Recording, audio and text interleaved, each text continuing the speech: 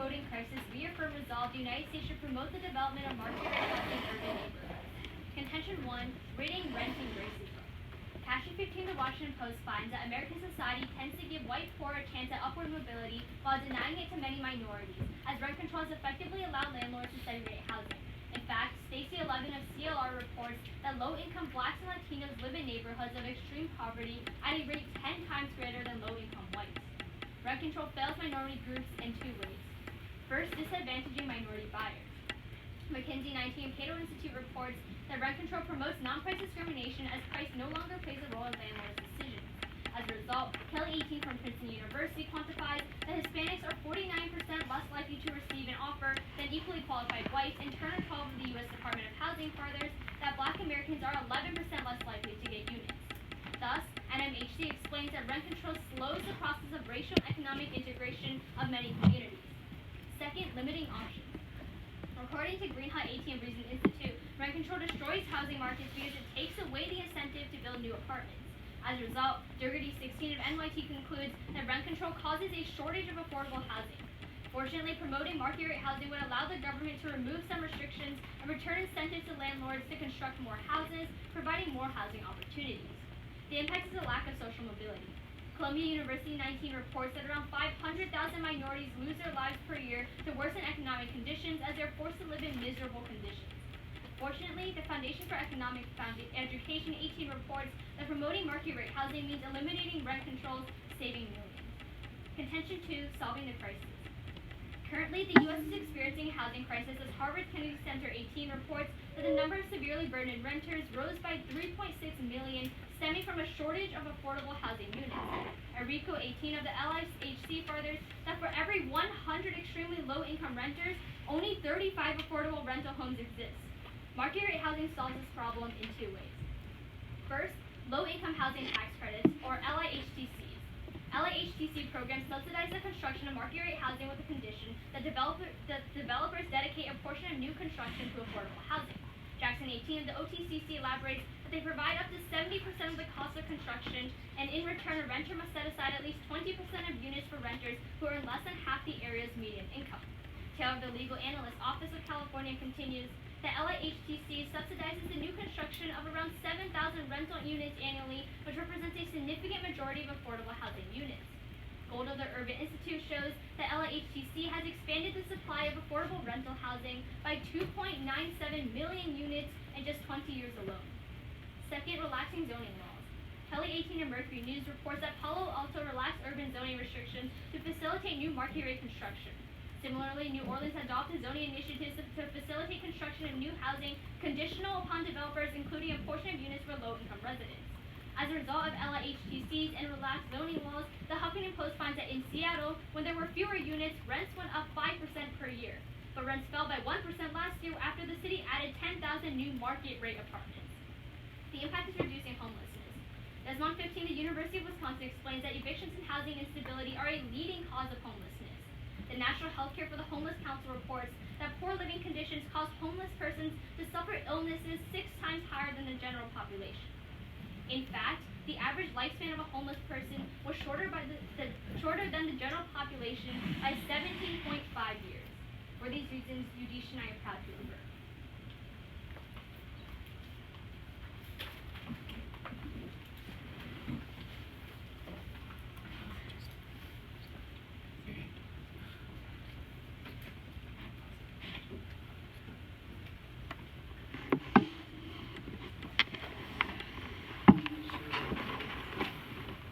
Millburn agrees to resolve the United States should promote the development of market housing in urban neighborhoods. For clarity, we observe that market housing, unlike other types of housing that have regulations on the minimum rent that they can change, has no cap on its price.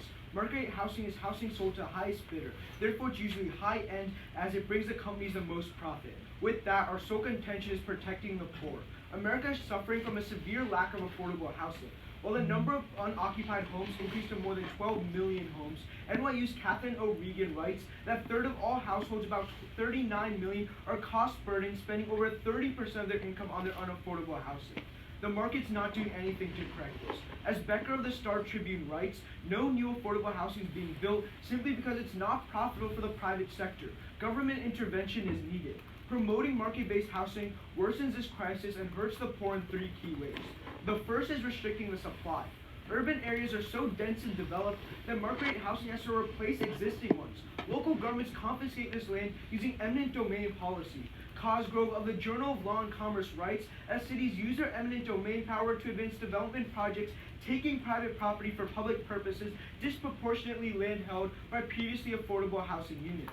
Thus, Chew the Inequality magazine explains that since the 1990s, on balance, we've lost over 2.5 million affordable units to urban development.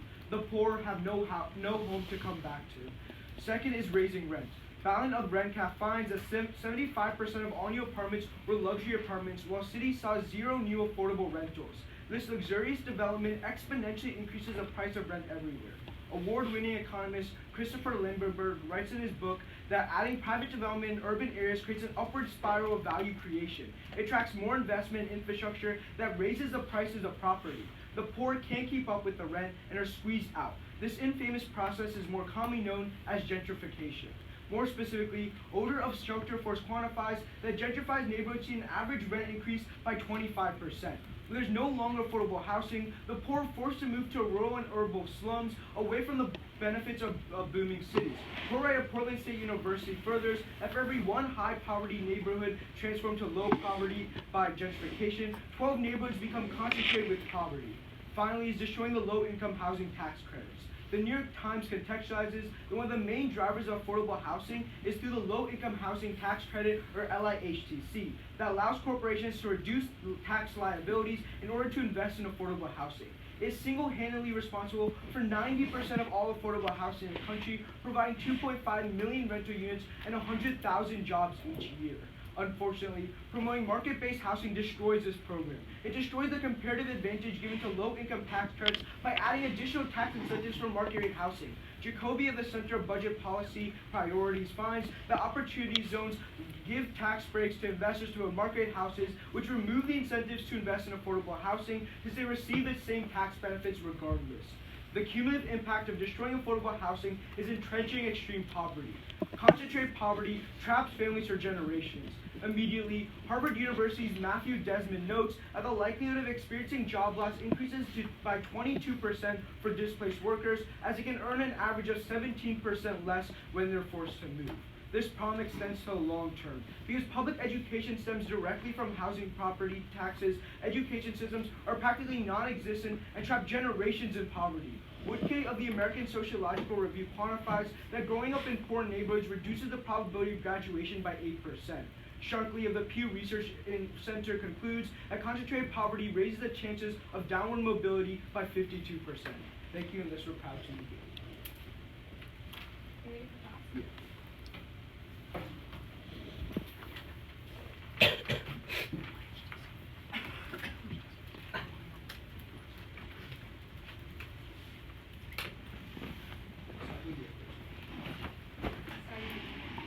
So in your first subpoint, you talk about destroying these low-income housing credits that are working right now, right? Yeah. So you're saying that right now they're promoting the development of affordable housing? What? No, okay. So basically what we're saying is like the definition of market housing is housing without government intervention, right? So aren't tax credits like a form of government intervention? Okay, sure, go on. Yeah, so if you promote market-based housing, and you take away these tax credits, right? Because if you So in you're the affluent, saying you see these tax credits don't tax credits exist. are working right now, right? Yeah, and that's why At like the the top of net your case, is you good. tell me there hasn't been affordable housing built. Sure. So we're saying that they're So not what being is built happening? right. Yeah, sure. Are So these we tax tell you. credits working or not? Yeah, they are working. We say that these tax credits so far have provided 90% of all the affordable housings that have been built. We're saying right now they're not being built because of market rate housing, which is only promoting. Just a quick follow-up on that. Sure. So what is the like profit margin of your like comparative advantage? What do you mean? Like, okay, so right now you're telling me that Yeah. because of these tax credits, it's more Yeah. profitable to do affordable housing, right? Why does that change? Okay, sure, because what I just said is when you have promote market-based housing and there's no government intervention housing anymore, so they repeal these tax credits. Wait, so tax credits disappear? Yeah. Alright, that's fine. Okay, sure. So can I ask a question? Okay, so let's go into this crisis, right? Yeah. So why exactly is there such a low supply for houses right now? Right now? Yeah. Because the rent control system incentivizes like landlords to develop new land. Sure. So there's only rent controls in like 4 cities, right? Sure. So what's happening in the rest of these cities? I don't know, you can tell me. Sure. What Cosgrove tells you is right now they're already dense because all these cities are already occupied by houses. So what they do is they just use eminent domain to put back this housing to build more luxury. Wait, so on this eminent domain, Yeah. is this happening now? But yeah, right? Because we So, see oh, that yeah, marketed great. housing is happening. Right? Well, in places with marketed housing, right? In rent controls, it's not happening. Okay. Your question. Yeah. So on your first, on your eminent domain, right? Yeah. So like, what is the increase in this? Like, what is the marginal impact? Okay, Like, the you say it's impact going to is increase. yeah, sure. So the impact is that when we promote market rate housing, it just happens more, right? We see that already because of market rate housing, 2.5 million affordable units were taken away. Yeah. It just increases when you promote. By how much? So Just how much you promote it, I guess. So, okay. Okay, so let's go to your first contention about getting racism, right? Yeah. So are landlords not racist at all? what? Are landlords racist? Yeah. Okay. That's my first Yeah. intention. Okay, hold up. If you have market rate housing, wouldn't this just allow landlords to be more racist? No, Why because the not? difference is in market rate housing, they have the ability to practice price discrimination, meaning Yeah. they're going to take the buyer with the better credit score. But In market rate let me housing, explain. right? No, but in affordable housing, what Yeah. happens is that the lack of price discrimination makes them turn to things such as non-price discrimination, meaning taking the white buyer over the black buyer, and that's worse. Okay, so So on can your they still do that with price discrimination? Yeah, so Like, can they that's go to the black significantly can they go to the black guy and be like, oh, it's more expensive? that's worse. Do you mind if I just see that municipalities do it? It's the first card under your first warrant item that you offer. Yeah. Is it? We'll run grab time.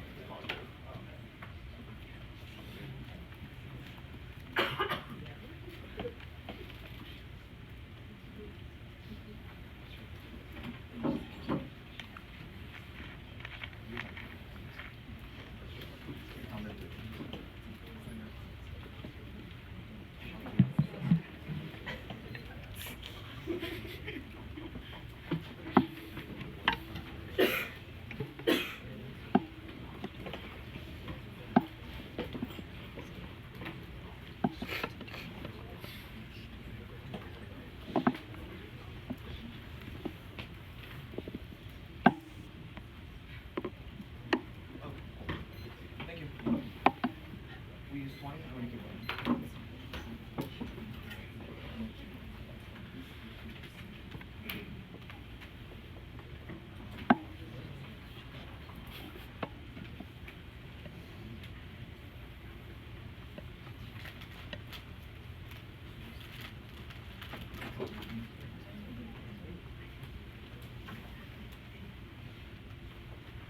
Used another 20, that's 42 seconds total.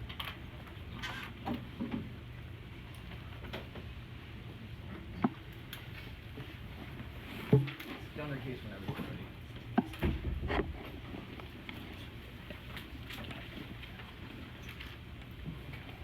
Time begins. Their first contention is talking about how the government needs to be intervened. Their first one is about restricting supply. 3 responses. The first one is that municipalities rarely participate in any eminent domain. The persons or people that basically control any sort of like property legislation in a certain region are municipalities, not the U.S. federal government. They lack probability in this certain instance. But 2, Casker finds that sure, eminent domain has been an issue in terms of the federal government the last couple of years. However, there's been recent local legislation that's been turning the tide. In fact, Casker of the U.S. Department of Housing finds that the Close Neighborhood Act actually gives tax incentives to people that want to develop affordable housing. It's not protecting it's not promoting affordable housing, it's rather protecting affordable housing, which means that this sort of policy still exists on our side and still give tax benefits to people that want to build affordable housing in regions, meaning that there's still property incentives to essentially build affordable housing even after destroying it. That's why it's fundamentally non-unique, because Lenz from the UCLA finds that at the end of the day, even in Los Angeles, where they got rid of certain rent controls of certain municipalities, even though they destroyed completely even though they destroyed affordable housing units, they built more affordable housing units in those locations. In fact, for every one housing unit that they destroyed that was affordable, they built 6 more just to protect affordable housing, not to promote it. This sort of protective legislation exists in either world. We're not going to see these places completely destroyed. In fact, in these specific Californian places and in a couple places in New York, even though they destroyed 176 affordable housing, they built over 2,000 in the same spot. I would say this is on net better because it decreases the amount of displacement that these low-income families come from. Their second one is talking about luxury development and how this is going to spiral out of control and lead to gentrification. A couple responses. responses. First, on the whole premise of luxury housing, 2 responses. The first one is that Forbes finds that at the end of 2017, affordable housing and the affordable housing demand has grew while the demand for luxury housing has gone down. In fact, luxury housing's overall price has gone down in New York alone by 6.1% because we've already adhered to that kind of niche. But what developers are really looking for is how to make money. And insofar as the demand for middle-income housing and low-income housing hasn't been met, people are going to start building houses for them instead. But second, I would say that we solve it at the root cause, because the reason why a lot of luxury housing development happens in New York and Boston is because property prices in a certain region skyrocket. The moment that the United States government in our world is promoting free market economics, but allows for the government to subsidize any sort of development, you see an increase in the amount of or you see a decrease in the amount of cost that a certain construction firm has to go through in order to build in a certain region. Which means that people, especially landlords, are uniquely going to charge less rent naturally just because it's easier for them to break even. But then they talk about gentrification, but it kind of is different in a world with free market economics for 3 key reasons. Because Georgetown University does a meta-analysis of all regions that have been gentrified and finds 3 things to be true. The first one is that when you have rent control, it makes gentrification and a lot of displacement much more worse. Because one, rent control takes away the incentive for people essentially to build new housing because the profit for each house is really small and they don't have enough money to essentially increase the amount of affordable development in the first place. Meaning rent control destroys the incentive for people to expand housing. But 2, rent control is only limited to a couple municipalities. Well, other when it's to a couple municipalities within a certain district, whereas other municipalities don't necessarily have rent control. Meaning the Economic Forum finds that while rent control makes sure that there's prices low in a certain region, surrounding areas see a spike in cost. Meaning people that are competing for affordable housing in one location are easily moved out and displaced in surrounding regions. We saw because one, we bring in businesses, which means that the people's incomes in the region go up. In fact, the Journal of Urban Economics finds that we've seen a wage increase by 20% when essentially allowed for people to not be displaced or haven't been displaced and live in the region. But 2, the Journal of Economic Affairs continues that people that were displaced in a free market economic society, 67% of them moved to a better place because they weren't competing with non-rent competitors. But then third, they talk about rental programs. First, their evidence isn't necessarily clear. They don't tell us why this incentive or tax rates don't necessarily disappear the moment you vote for us. I'll say that the profit margins for both still exist in either world. But second, there's a huge contradiction. At the top of their case, they tell us that essentially that market rate housing is or affordable housing is expanding a lot, and then at the bottom they tell us, that affordable housing is expanding a lot, but at the top they say it's not enough. There isn't a clear narrative as to where their status quo is, and I would say that that's enough of a reason to vote for us in probability.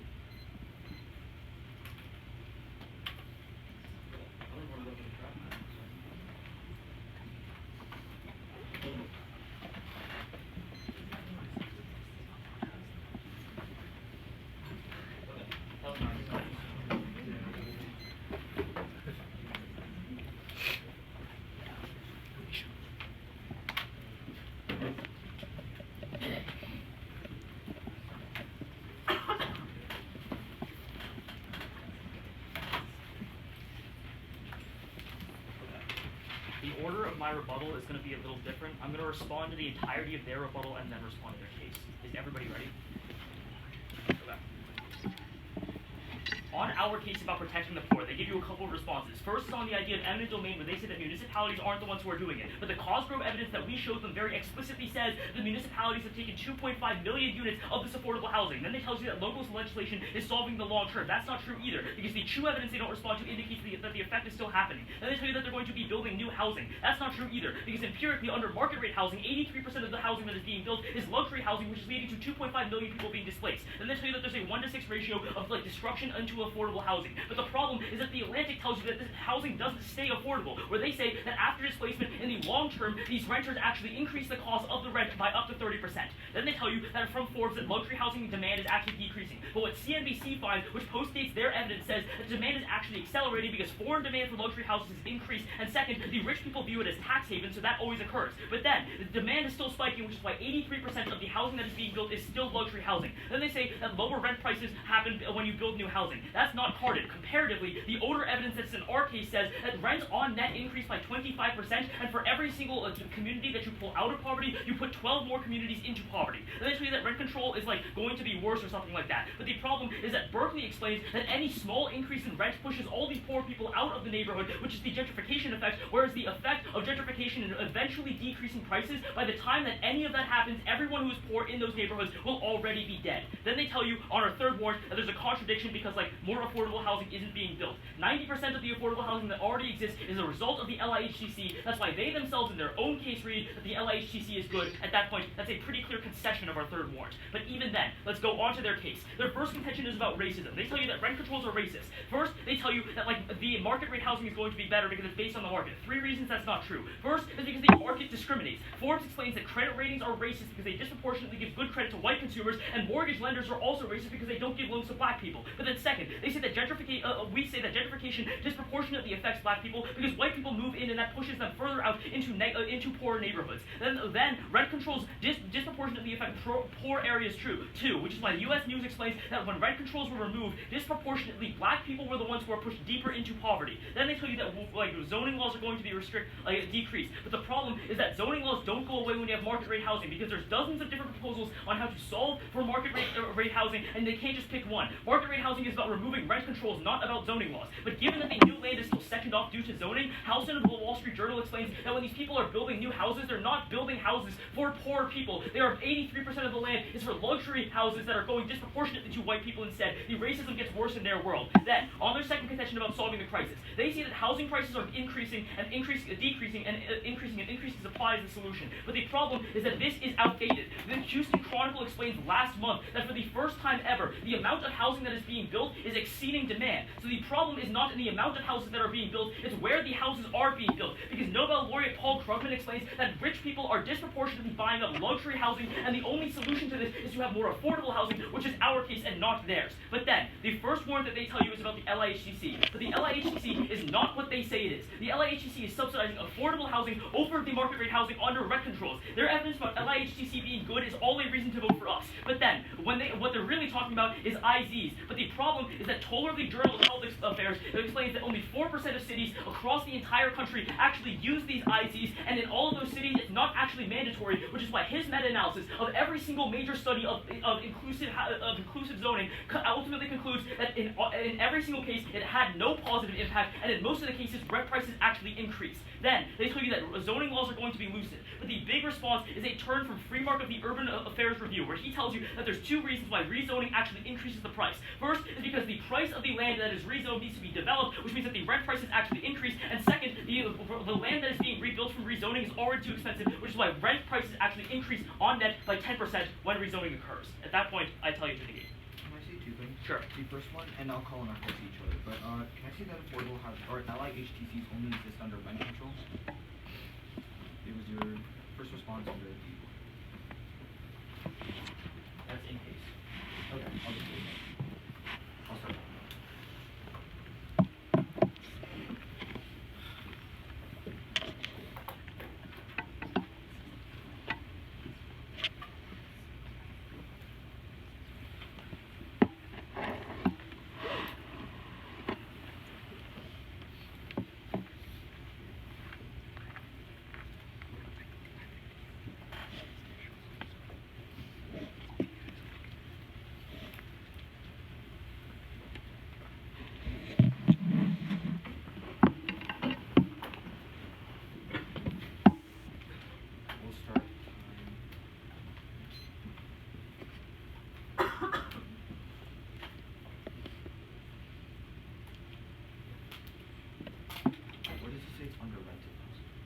Under rent. That's not argument. Argument is the comparative advantage. Okay. That was the case. Yeah. Okay. That was my response. You want to take that? You want any more? That was 51.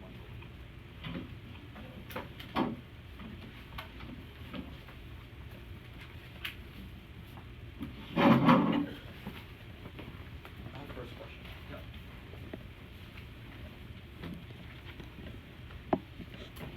So, everyone's ready? Yes. The time begins now.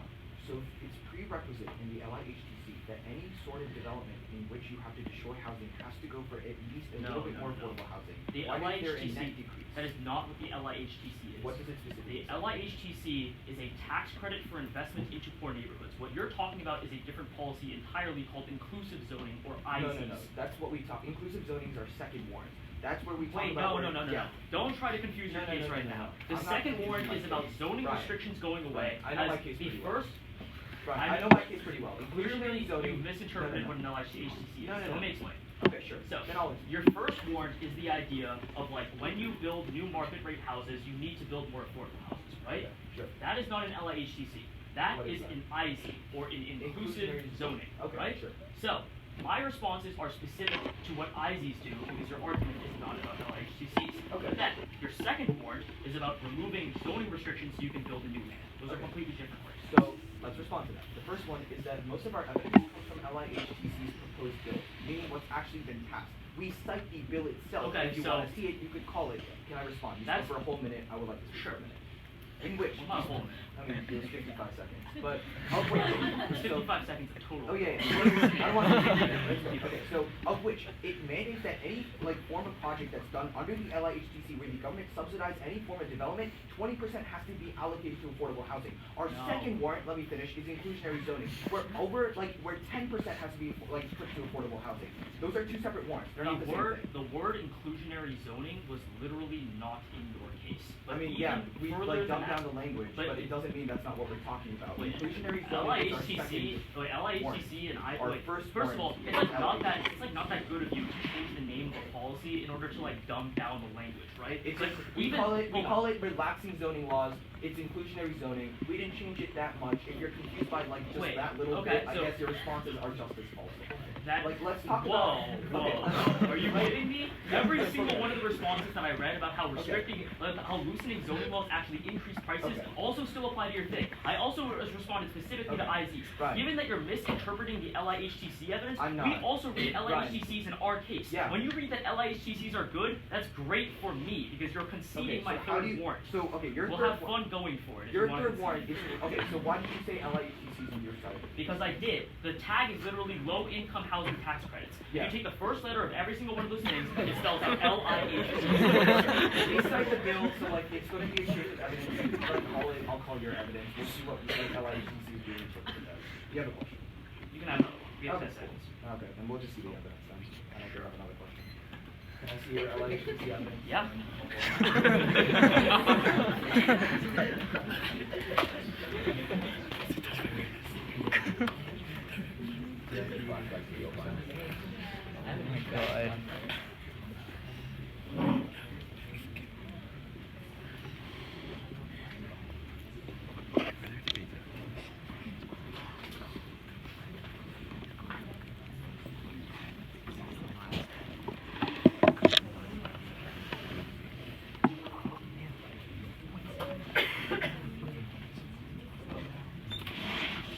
We'll exchange.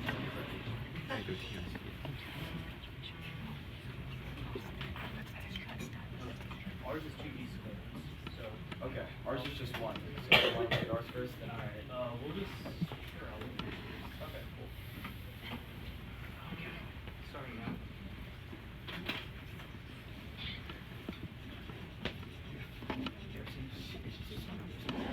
Alright, that was the inside one. Give me 1 second.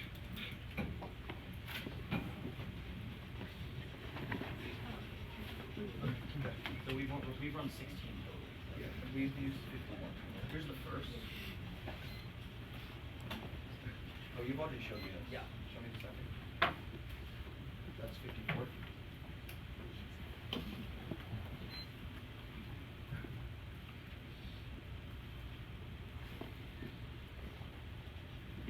Here's the second.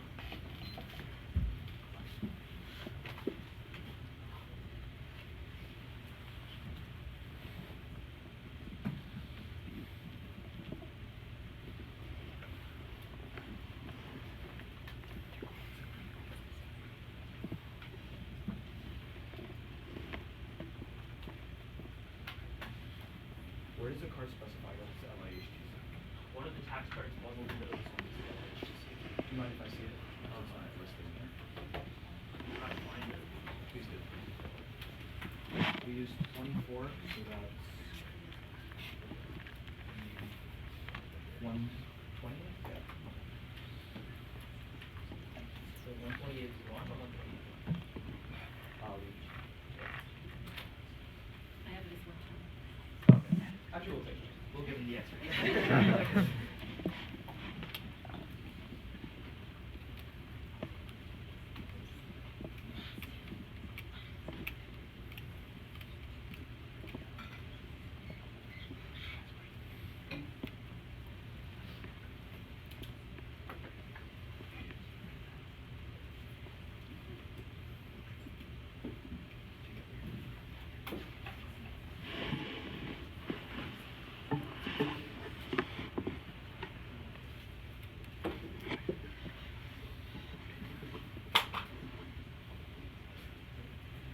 it says low income tax rate. Same thing. I don't know if that's the same thing. I'll try.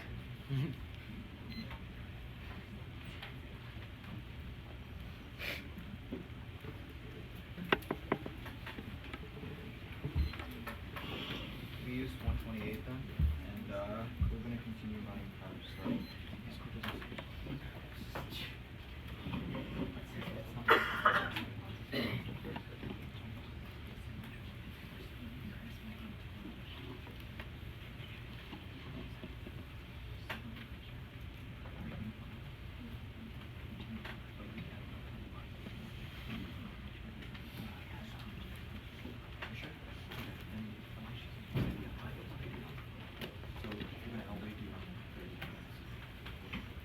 So that's 31. So we have 3 seconds left. 3 seconds. So that's an off timer on that. It's gonna be their side. Everyone ready? Time starts now.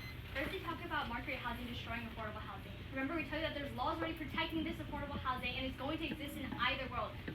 That's why Lens tells you that one affordable housing unit destroyed leads to 6 new affordable housing units. They said in the long term, the price will increase. I said in the long term, these low-income people can't afford it. That leads to my gentry turn later on. But then they say true that says that this destruction is still happening. Yeah, that's because the Close Neighborhood Act was really recent. I would say it's getting better right now. But then on the gentrification, they say that rich people will move in.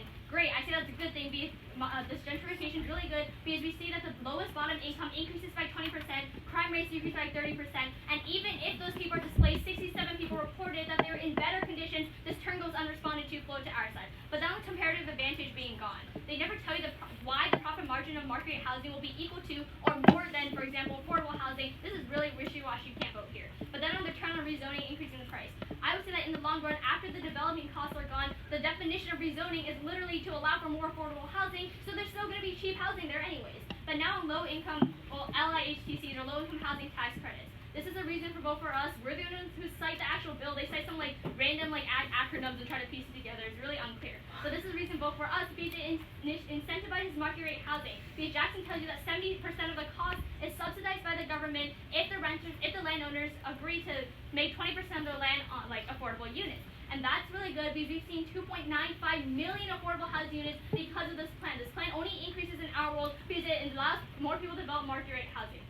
But then let's look at what's happening right now. They said there's an excess supply, but RICO tells you that out of 100 poor people, there's only 35 affordable houses. This is the logic behind it. Greenhot tells you that because rent control decreases the incentive to build more houses, there's a lack of supply, and we're the only ones giving that supply back. Because Huffington Post tells you that in Seattle, rents decreased by 1% when we added 10,000 new homes. We give you the clearest evidence, we give you the logic behind it, and that's really good because we stop displacement. That's what we affirm.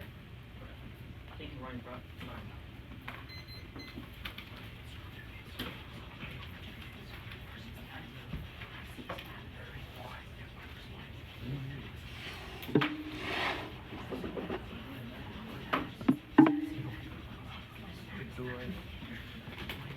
James, what are you doing?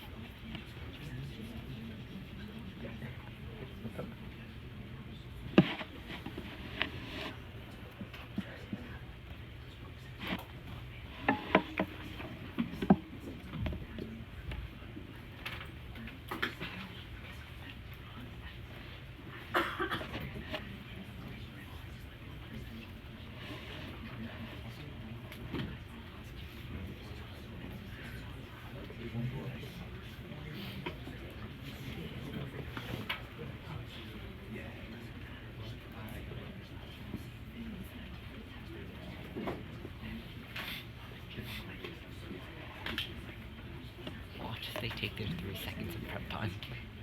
Watch if they take their 3 seconds of prep time.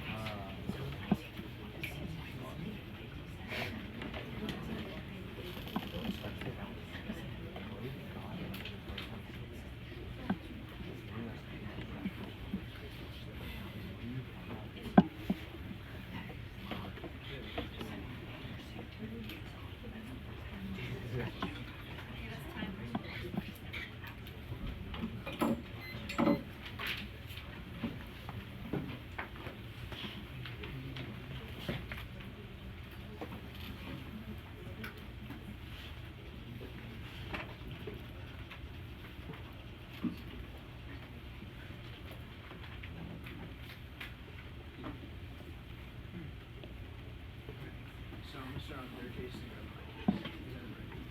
Okay. So let's start on their argument about the LIHTC.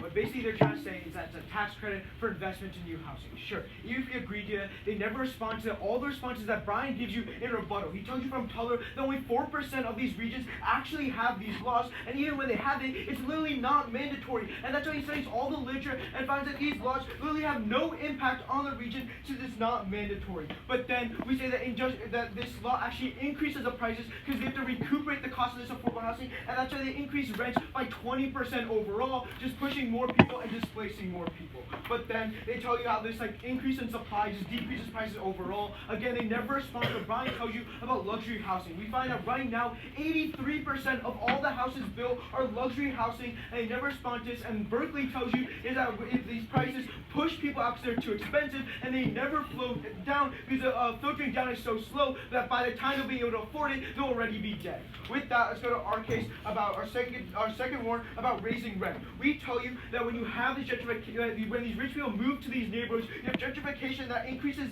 rents by 25%, and Courtright, which gives you the comparative weighting, tells you that when one neighborhood has gone to low poverty by gentrification, 12 new neighborhoods have now been concentrated with poverty. They tell you that they can afford that in the long term they'll be able to afford it. They don't respond to Atlantic, which tells you in the long term that landlords actually increase costs by 30%, which puts it in the amount. But at Berkeley, again, they never respond to, who says that because these prices are so high that they never actually go down until these people are already dead. With that, you see that gentrification does happen, and this does push people out, which decreases the chances of social mobility by 52%. Overall, we see that these people are being pushed out and they aren't getting houses. The only way to do this is to have more affordable housing. In an app world, all you do is take away affordable housing, which too tells you already 2.5 million units have been lost. Only more housing units would be lost.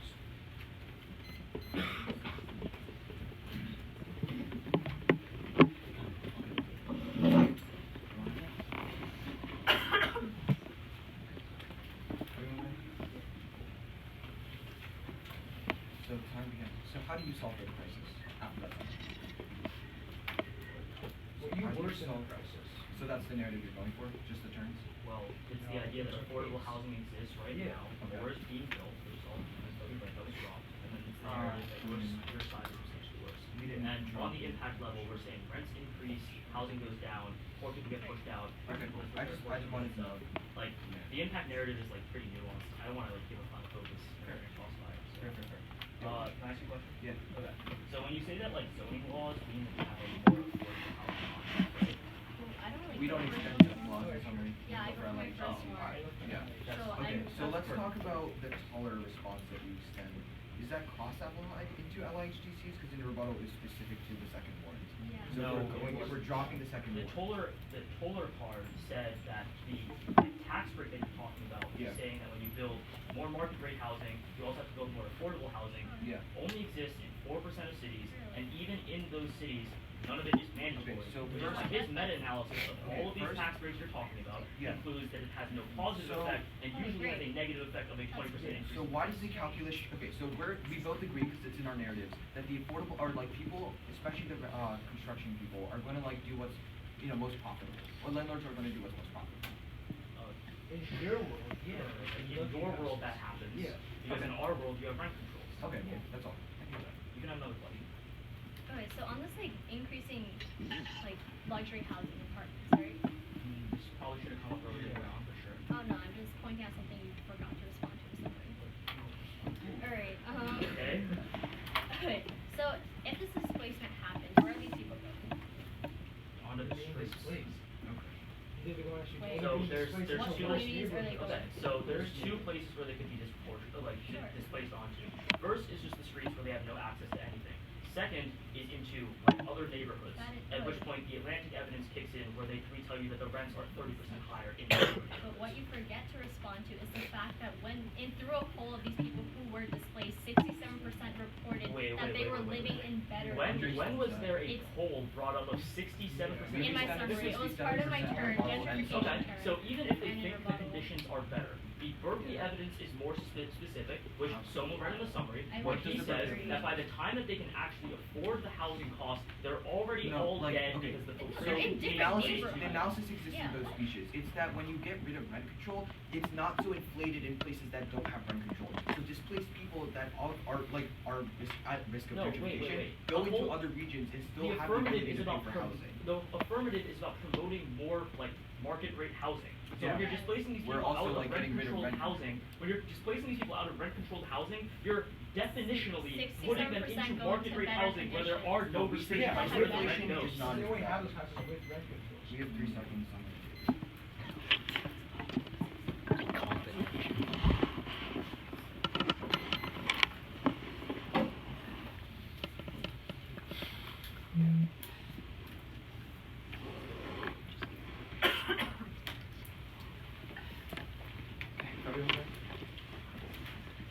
Time begins.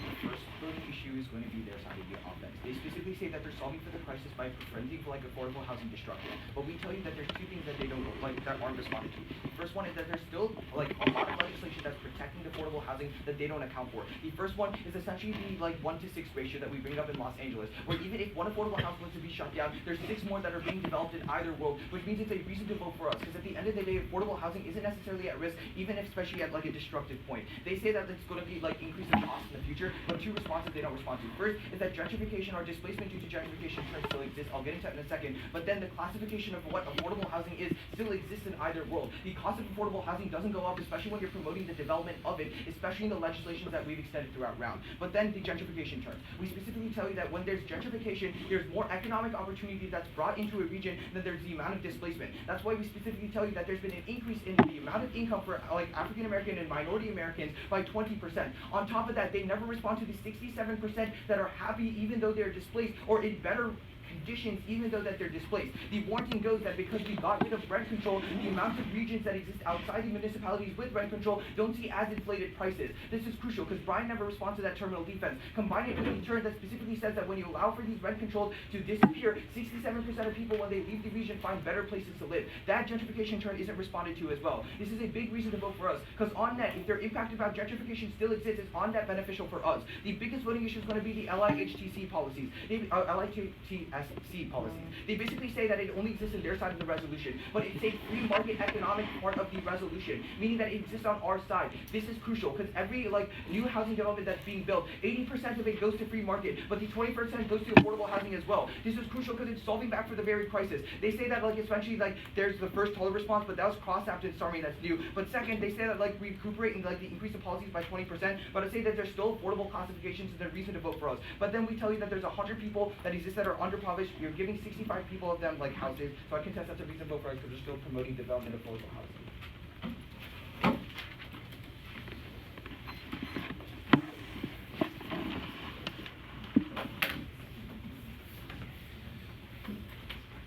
So, is everybody ready?